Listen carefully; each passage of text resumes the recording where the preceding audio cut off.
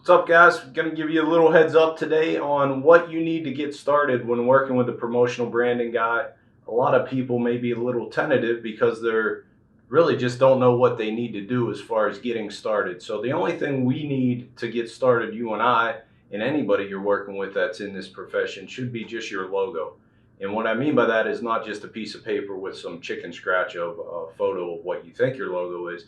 It's got to be saved on your computer somewhere. There's a file that's going to be saved on. So taking it to the next level, a lot of times you're going to want to have a vectored logo. So if you're working with a graphic designer and they're giving you your logo, make sure they give you something that's vectored. And the difference between the two, like you have your JPEG, PNG, and PDF files. Those are typically not going to be vectored. A vectored logo is usually ending in AI, Adobe Illustrator, or an EPS at the end of it. So the difference really between those two, though, just so you can kind of get an understanding, that's the PNG, the PDFs. That's like watching the rabbit ear television in the 50s as opposed to the vectored files like your Ultra 4K high definition. So it gives a vast difference between the resolution, making sure that's crisp, the details there, and that's really going to allow your logo to pop and show how you want it to on any print items that you're doing. Now, the other side to this is embroidery. That's a whole different process.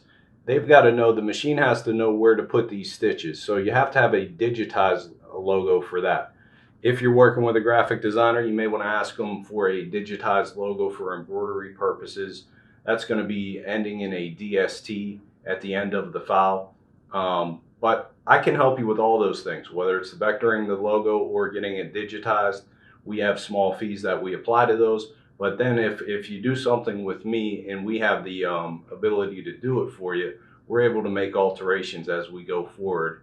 Whereas, your graphic designer probably is going to charge you every time that you need to make some alteration to your logo. So hope that gives you a little bit of an idea. That's really all we need to get started. Feel free to reach out if you have any questions on some of that stuff. I've been in the business 12 years, so obviously it's second nature to me. But I know a lot of you guys may be like, I have no clue how to get started, don't know what I need.